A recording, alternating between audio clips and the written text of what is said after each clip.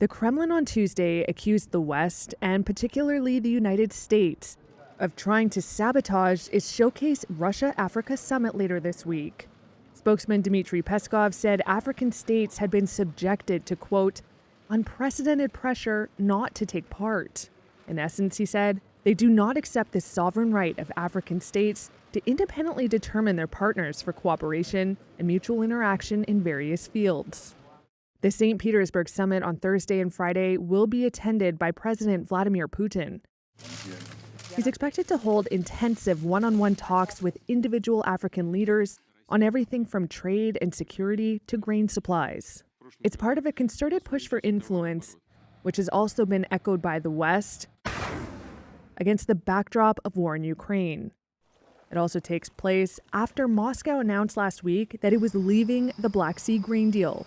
That agreement had allowed Ukraine to safely export grain from its seaports. Here's Peskov speaking on Tuesday. It is more important than ever to get together with the Africans and discuss in particular food obligations and the reasons for the failure of the grain deal, Russia's efforts to support the world markets, Russia's responsible approach to this, and what obligations on whose part were not met. Russia has spoken of the possibility of supplying cheap or free grain to Africa's poorest nations to replace Ukrainian grain and make up for any shortfall.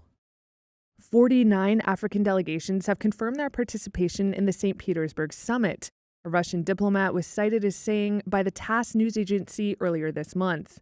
Around half would be represented by their head of state or government.